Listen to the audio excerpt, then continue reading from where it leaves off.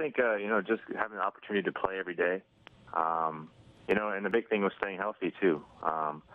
So I think if you can go out there and play 162-plus games, I think, we're going to have the chance to be productive and help the team win. Much has been made, Lucas, about your confidence and your confidence level. So coming off the terrific year you had a season ago, where is your confidence going into spring training in 2015?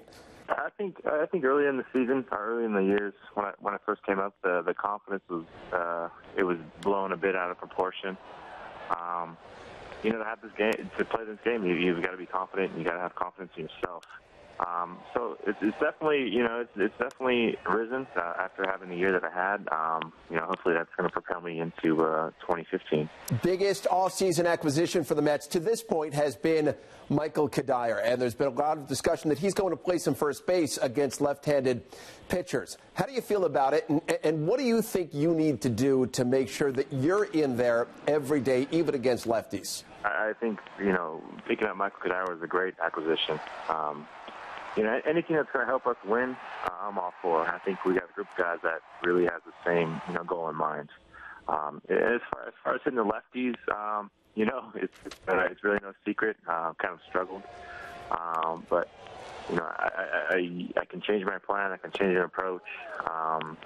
So again, my confidence is going into the season is pretty good, and hopefully that carries over to all aspects, even hitting lefties. And Kevin Long, our current hitting coach, he'll be down here the next week, so get to work with him, which is pretty exciting. So always tinkering, always kind of throwing ideas, and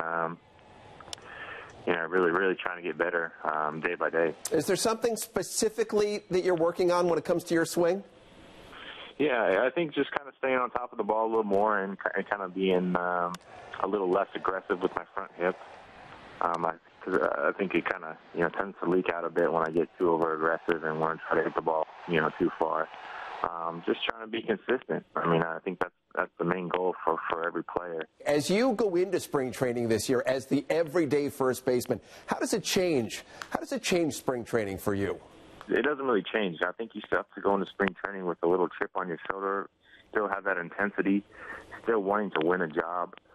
And that's how my mental mindset is. Nothing's just as easy as it can be given to you, it can be taken away. So I always think of that, and going with the intensity and openness to go in there and work hard every day and help the team win. That's our main goal.